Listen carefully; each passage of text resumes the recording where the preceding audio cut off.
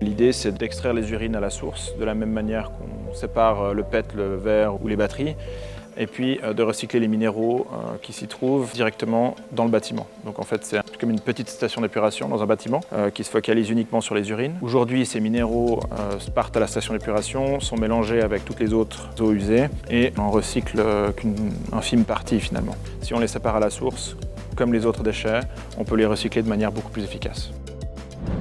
On collecte l'urine de 3 différents bâtiments et puis donc on a un stockage ici d'environ presque 6 mètres cubes. Vous ne pouvez pas le voir à la vidéo, mais il n'y a vraiment quasiment pas d'odeur.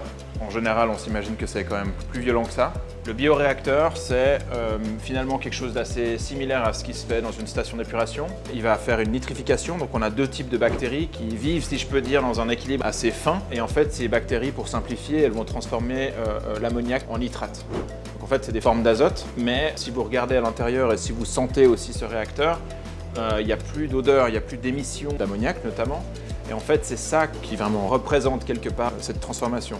On appelle ça une stabilisation biologique. L'urine, c'est environ 1% du volume total d'une station d'épuration, donc c'est minime comme volume, mais ça représente 70 à 80% de ce qu'une station d'épuration essaie de traiter. Donc l'azote principalement est dans l'urine, le phosphore, mais il y a aussi la majorité des micropolluants dans l'urine, etc., etc. Tout ce système est complètement automatisé.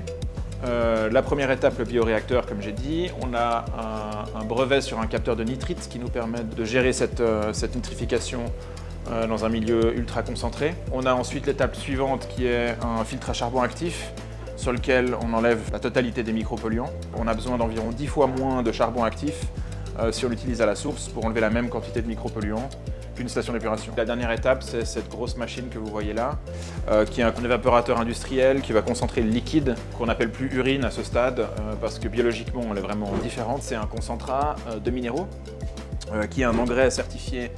On est aujourd'hui aux alentours de 30 fois le prix par unité d'azote quand on compare à de l'azote synthétique. Donc l'azote synthétique, c'est le procédé Haber-Bosch, du gaz naturel, procédé chimique qui est ensuite emporté chez nous, mais sur un système de plus grosse dimension. Donc on estime que sur un système qui peut traiter par exemple 5000 litres d'urine par jour, quelque chose comme ça, 5 à 10, on atteindrait des prix qui seraient aux alentours de 5 € par unité d'azote. Et là, on est dans un ordre de grandeur qui est similaire à ce qu'on appelle des engrais bas carbone, qui sont des engrais qui sont faits avec de l'hydrogène vert.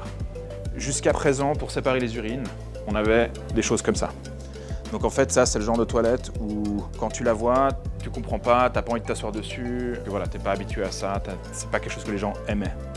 Et en fait, Laufen, ils ont inventé un système ultra simple où juste par capillarité, en fait, l'urine, elle s'écoule et elle est attrapée dans ce qu'ils appellent un urine trap ici.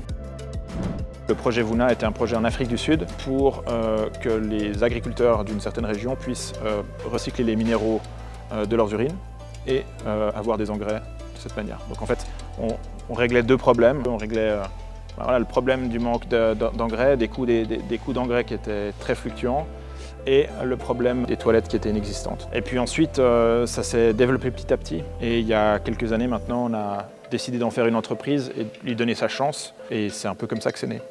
Alors on a beaucoup de projets qui sont en construction, en planification. On a deux fermes animales qui traitent chacune 3 à 4 mètres cubes d'urine par jour. On a 5 systèmes en fonctionnement, si je peux dire, mais on voit beaucoup de bâtiments qui commencent à s'équiper. Parce qu'actuellement, le modèle économique de l'entreprise, c'est qu'on planifie les systèmes, on les construit, on les entretient et puis on vend l'engrais. Et puis en fait, on paye le bâtiment qui a installé les systèmes grâce aux ventes de l'engrais. Tout ce savoir qu'on a acquis sur comment construire des systèmes de traitement décentralisés dans les bâtiments puisse être ouvert et que nous, on puisse se focaliser sur vraiment la biologie et le traitement lui-même. Et dans le futur idéal, on sera payé pour ce service qu'on donne. Donc actuellement, une station d'épuration, elle ne fait que coûter à la société. Et en fait, on paye une station d'épuration pour traiter nos déchets. Et nous, on devrait techniquement, dans un monde idéal, aussi être payé pour le traitement qu'on effectue. Et en fait, si on fait un peu les maths, si on était payé pour le traitement qu'on effectue au même prix qu'une station d'épuration, l'engrais qu'on produit serait quasiment gratuit. Pour moi, le Solar Impulse Foundation, c'était vraiment l'aspect du réseau. Je dirais principalement, la visibilité, c'est clair. Je pense une crédibilité aussi, clairement.